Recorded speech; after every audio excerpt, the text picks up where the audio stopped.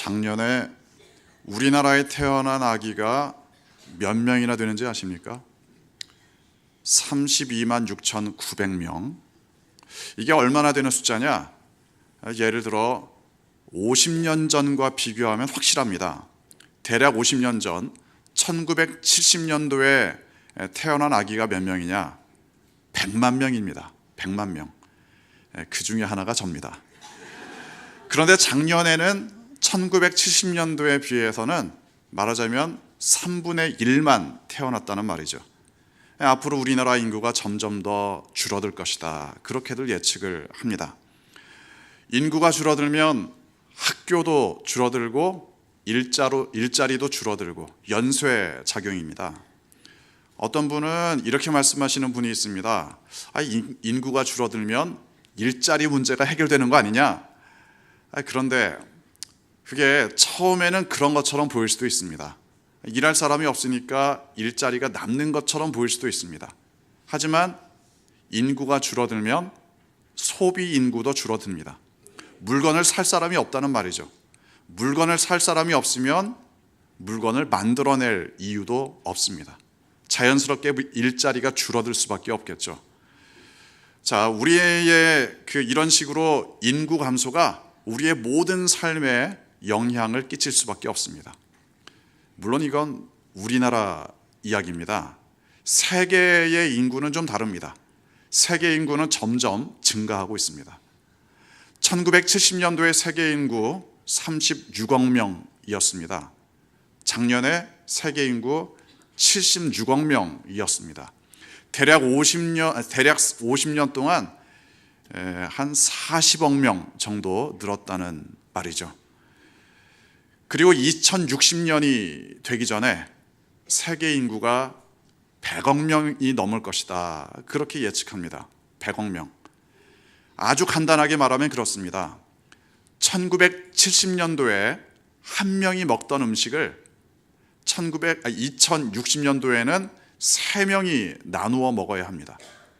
한 명이 먹고 2명이 굶든지 아니면 식량을 3배로 생산해내야 한다. 이런 이야기죠. 자, 우리나라는 인구가 줄어들어서 걱정이고 개발도상 국가들에서는 인구가 차고 넘쳐서 걱정입니다. 인구가 너무 늘어나도 문제입니다. 선진국에서는 먹다가 버리는 음식이 너무나 많습니다. 그런가 하면 개발도상국에서는 배고픈 사람들이 너무나 많습니다. 지금 세계의 기아 인구가 10억 명 전후라고 이야기를 합니다. 게다가 식량을 과도하게 생산하기 위해서 힘쓰다 보면 이게 또 다른 환경 문제를 만들어낼 수도 있다. 이런 걱정도 있습니다. 인구만 봐도 참 변수가 많습니다. 그런데 세계 전체를 보면 긍정적이지 않은 변수가 또 참 많습니다. 환경 문제, 이게 남 얘기가 아니라는 걸 여러분도 잘 아실 겁니다. 최근에 우리 실감하고 있죠.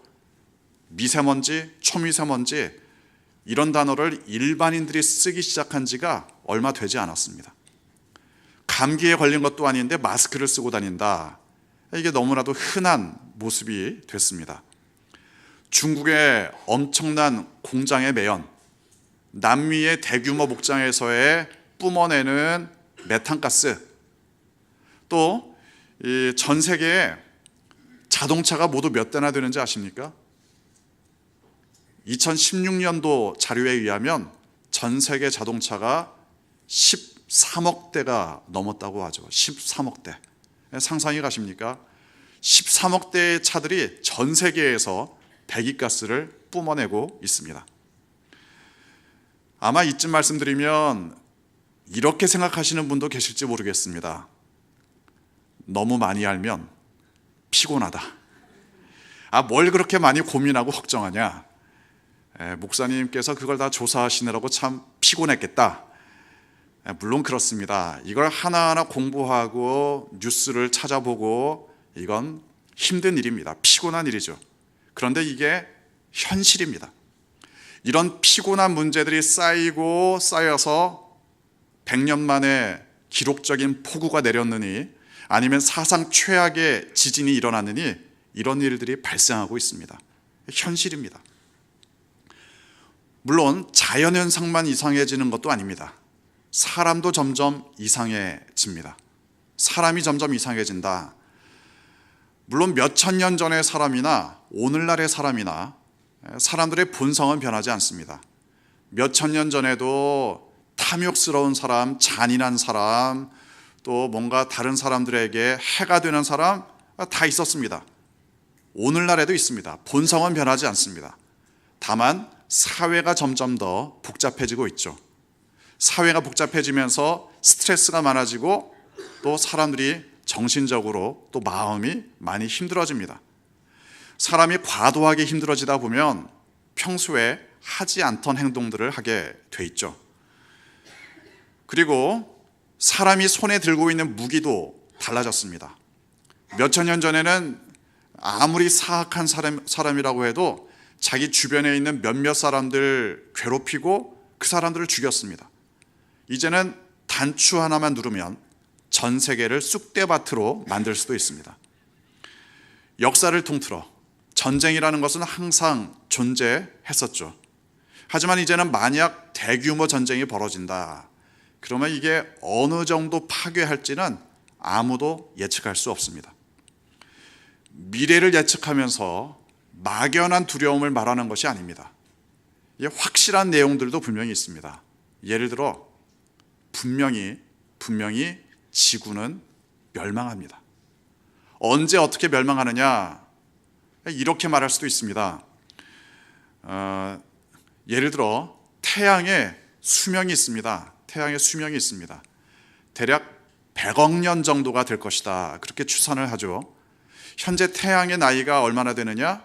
대략 50억 년 정도가 됐습니다. 그러니까 앞으로 50억 년 후에는 태양이 죽습니다. 태양의 중력도 사라지고 태양의 빛도 사라지고 그 과정에서 지구가 멸망할 것은 아주 자명합니다. 그래도 아직은 50억 년 남았죠. 학자들은 학문적으로 전문적으로 연구하기도 합니다. 언제 어떻게 지구의 종말이 올 것인가? 대부분 학자들은 지구 온난화라든가 지진이라든가 환경 파괴, 자연재앙 이런 것들을 이야기합니다. 그런가 하면 문학가들은 좀 더 직관적인 예측을 하기도 합니다. 예를 들어 도저히 예측하지 못했던 전염병이 인류를 멸망시킬 것이다. 또는 AI, 즉 인공지능이 급격하게 발달하다 못해 급기야 인간을 공격하게 될 것이다. 그런가 하면 그야말로 최후의 전쟁, 제3차 세계대전이 일어나서 인류를 파멸시킬 것이다. 이런 예측을 하기도 합니다. 또는 영화를 많이 보신 분이라면 이런 이야기도 들으셨겠죠. 외계인들이 침략해서 지구를 멸망시킬 것이다 등등. 지구의 종말에 대해서 관심이 많으신 분들이 분명히 계실 겁니다. 종말과 관련된 책, 영화 찾아서 보시고 또 환경 문제를 좀 더 주의를 기울이시는 분들도 있을 겁니다. 그런가 하면 별로 관심이 없으신 분도 계시겠죠. 무슨 종말이냐. 그냥 종말 오면 오는 거지. 나는 신경 안 쓴다. 그러나 지구의 종말은 사실입니다. 현실입니다. 예수님께서 이렇게 말씀하셨습니다. 본문 29절 함께 읽겠습니다. 그날 환난 후에 즉시 해가 어두워지며 달이 빛을 내지 아니하며 별들이 하늘에서 떨어지며 하늘의 권능들이 흔들리리라. 해가 어두워진다. 달이 빛을 내지 않는다. 별들이 하늘에서 떨어진다. 물론 이런 표현들은 기본적으로 예수님이 구약을 인용하는 말씀들입니다. 구약의 선지서들에 이런 비슷한 내용들이 많이 있죠. 이사야, 에스겔, 요엘, 아모스 등등 비슷한 표현들이 많이 등장합니다. 기본적으로는 하나님께서 이 세상을 심판하실 날 어떤 일이 벌어지겠는가, 그런 내용들을 말씀하고 있습니다. 그런데 이게 우리가 정확하게 이야기하기는 어렵습니다. 이게 실제로는 어떤 현상으로 나타나느냐, 이걸 우리가 정확히 말하기는 어렵습니다.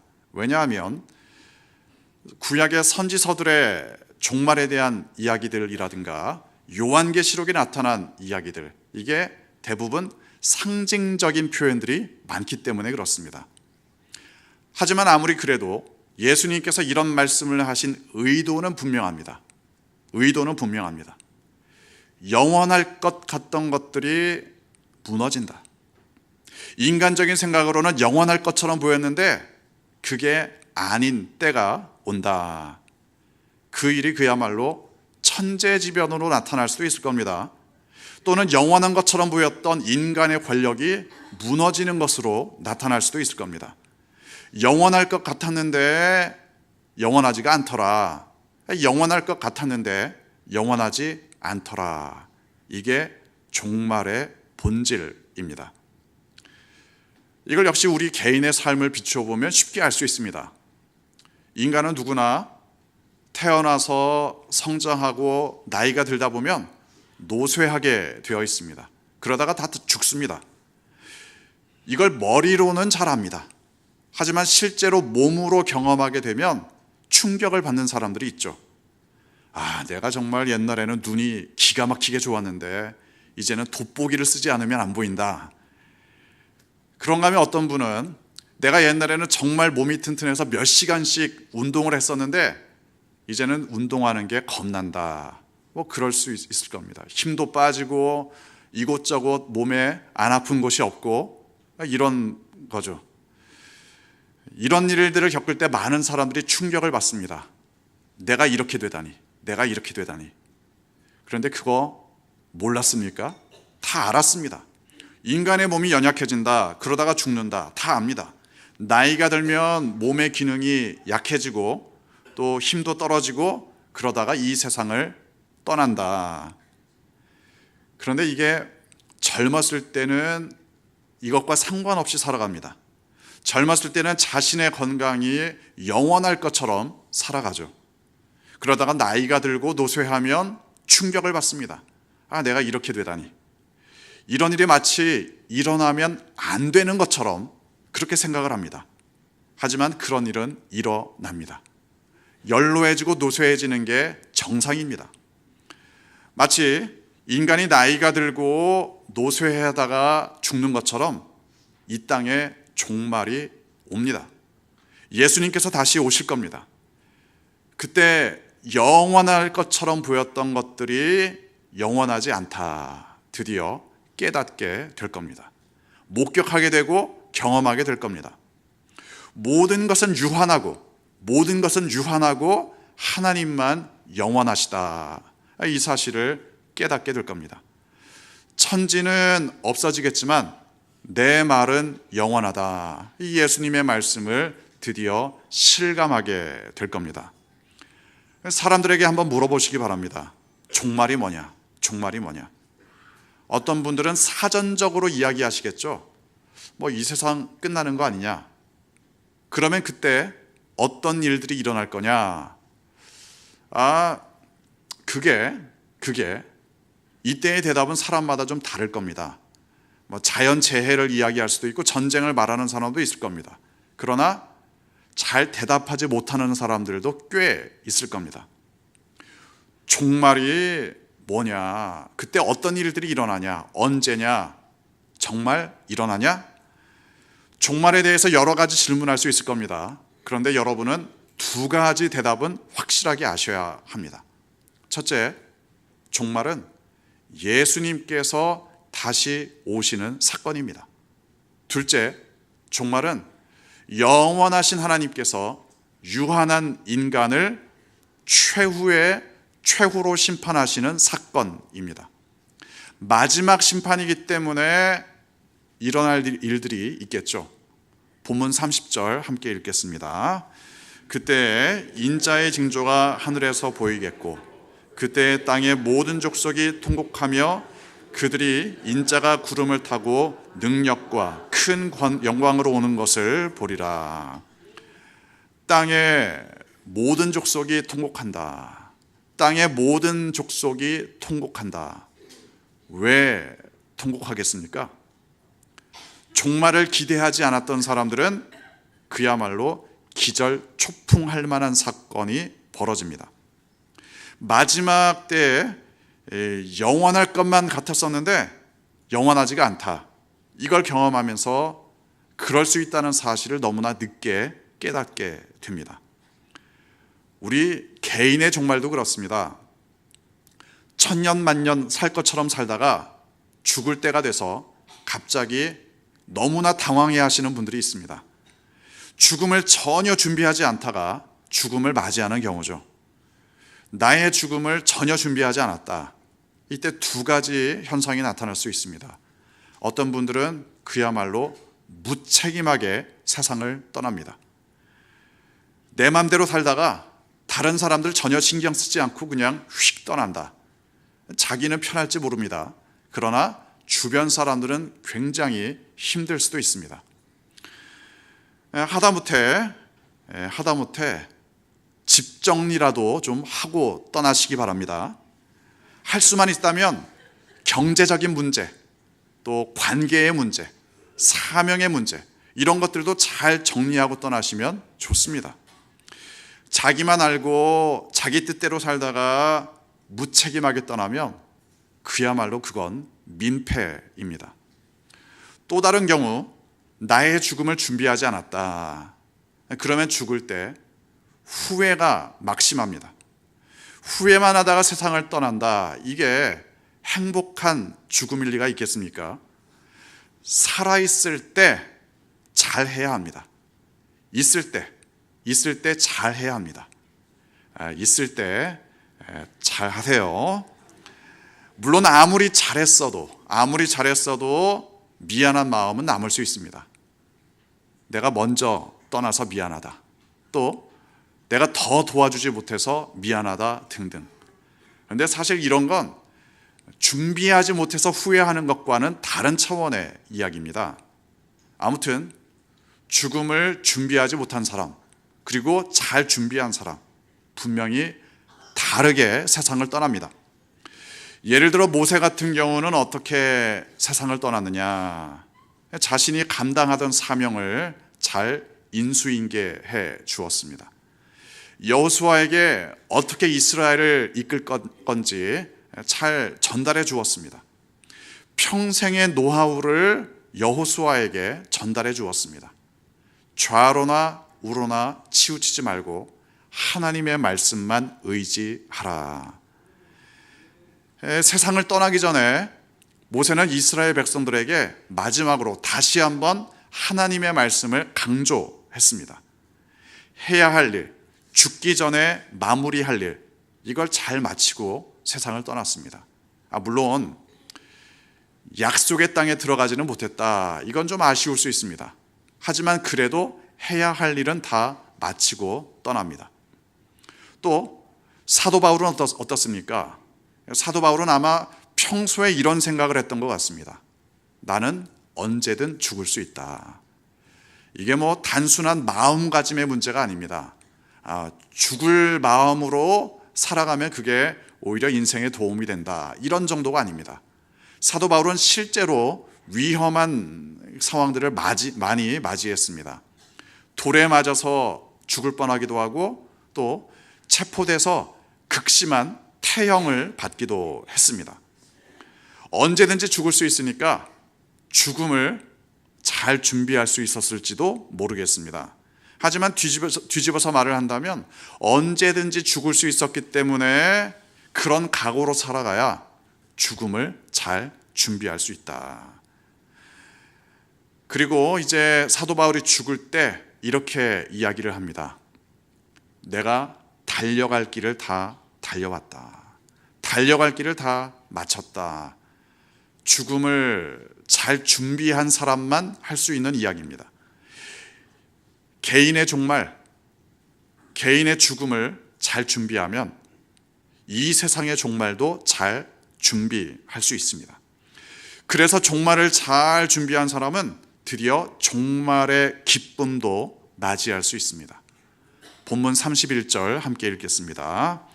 그가 큰 나팔 소리와 함께 천사들을 보내리니 그들이 그의 택하신 자들을 하늘 이 끝에서 저 끝까지 사방에서 모으리라. 예수님께서 다시 오실 때 두 종류의 사람만 있을 겁니다. 하나는 후회하는 사람, 통곡하는 사람, 또 다른 하나는 환영하는 사람.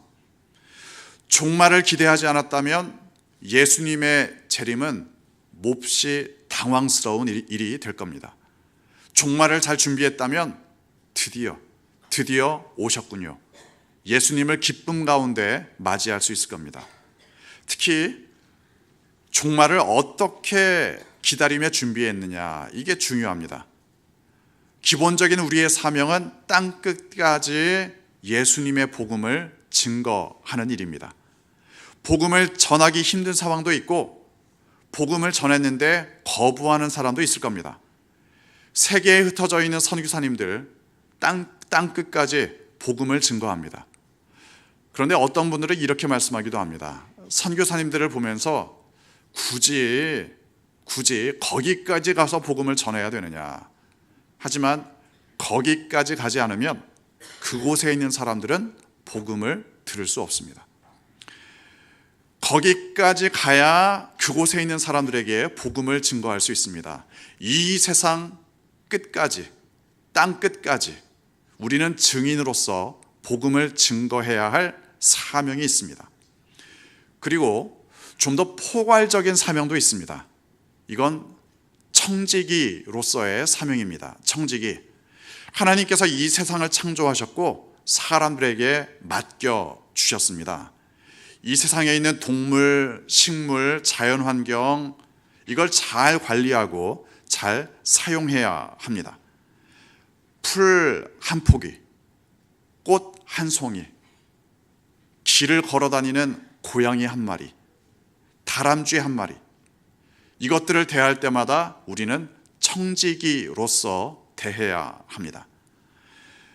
예수님을 믿지 않는 사람들 중에 환경운동을 하는 사람들이 있습니다. 그런데 예수님을 믿는 사람들은 모두가 다 환경운동을 해야 합니다. 에너지를 절약하고 쓰레기 배출을 자제하고, 이게 우리의 믿음과 밀접한 관계가 있습니다. 하나님께서 우리에게 청지기로서 맡겨주신 중요한 사명입니다. 결론적으로 증인으로서의 사명, 그리고 청지기로서의 사명, 땀 흘리며 눈물 흘리며 이 사명들을 감당해야 합니다. 그리고 마침내 이 사명을 마무리할 날이 옵니다. 예수님께서 다시 오시는 날입니다. 이 세상의 종말입니다. 종말은 비극이 아닙니다. 예수님의 재림을 기다리던 사람들에게는 최후의 기쁨입니다. 특히 예수님께서 택하신 사람들을 모으신다. 종말을 기대했던 사람들, 준비했던 사람들, 예수님의 재림을 믿고 기다렸던 사람들, 이 사람들을 부르실 날이 온다. 그때 이런 생각이 들겠죠. 아, 예수님께서 나를 아셨구나. 내가 예수님의 재림을 기다리며 준비하고 있다는 사실을 아셨구나. 그래서 나를 부르시는구나. 나를 인정해 주시는구나.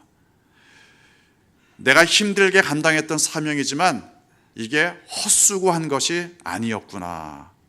기뻐하며 어린 양의 천국 잔치가 드디어 시작됩니다. 종말을 두려워하지 마시기 바랍니다. 예수님의 재림을 기뻐하시기 바랍니다. 이 세상에 유한한 것들이 끝나는 그 순간 영원히 하나님께서 우리와 함께 하십니다. 그 기쁨을 사모하며 오늘을 살아가는 여러분 되시기를 주님의 이름으로 축원합니다. 기도하겠습니다.